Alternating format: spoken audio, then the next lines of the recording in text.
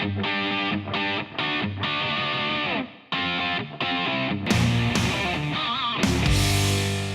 my name is Anthony. I'm with the Hidden Hangar.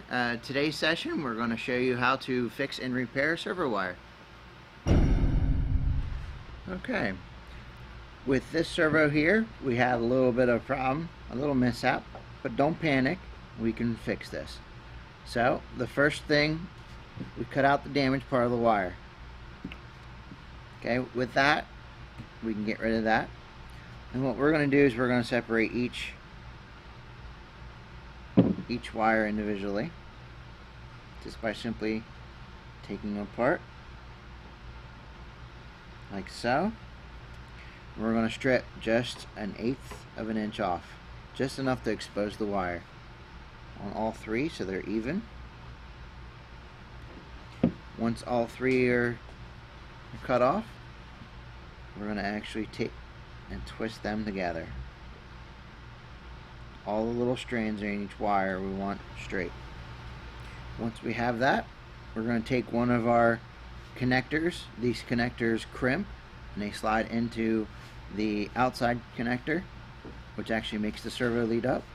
So what we're going to do is we're going to take this, break one off, we're going to slide it into onto one of our wires. Now if they fall off, you can simply just take a pair of needle nose, take these two teeth that are right here, this one and this one, just crimp them together just ever so slightly. What we want it to do is to pinch the wire and hold it like so. Reason being, because when we go to crimp, your fingers and everything else can be out of the way. Right in there. Make sure wire depth is right. Crimp one. And what we want to see is these two teeth go in, dig into the wire. That makes a connection. And then these two. These two here, take the crimp and actually go up a little further on it. Like so. And you see they start curling around and bite into the wire. Once we do that, we're going to do the next one. Again, take a connection, pinch these two teeth that are further back, pinch them together. Make sure your orientation is right with the signal being to your right. Signal wire is usually an orange color or a white color. With JR it's orange, with Futaba it's usually white.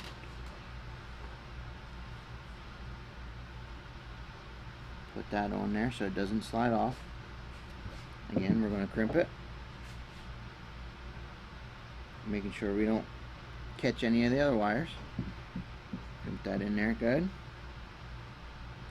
Slide it up a little bit, crimp the other two. There's our second connector. Okay, once you have all three of your connections made, give them a little tug to make sure you didn't crimp the wire by accident. Once you do that, it helps to have an old servo here, a lead, preferably the one you cut off. Now what we're going to do is we're going to slide all three of these connections inside the housing, like so. Signal to your left as it's going in.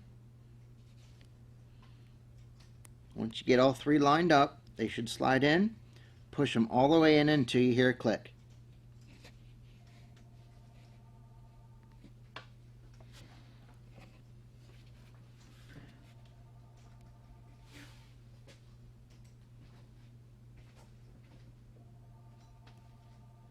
There's all three.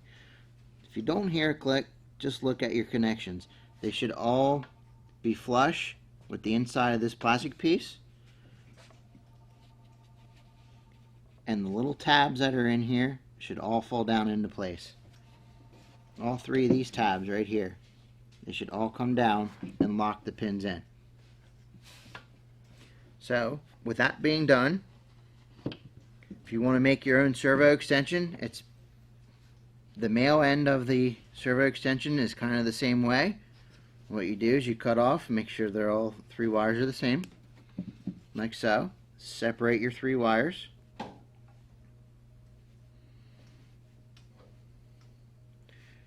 Like this. Strip off about 1/8 of insulation, all 3 of them. Make sure they're even.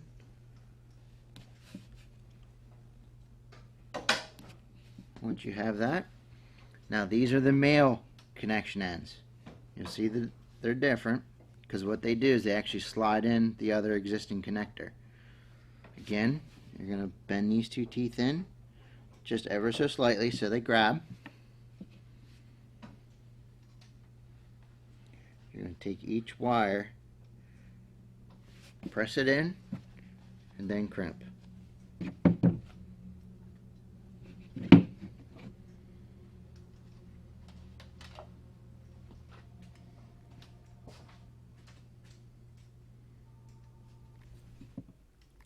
Again, once they're all crimped together, you want to give them a little tug, make sure they're on there good.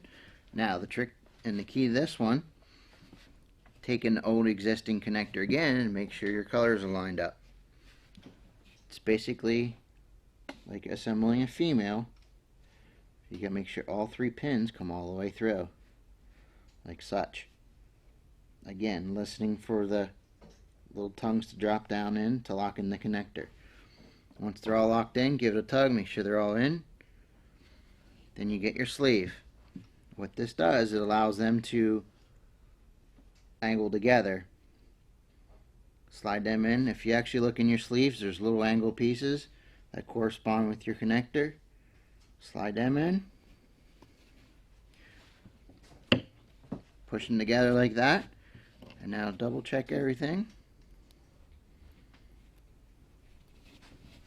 And you should have a nice, easily assembled connector.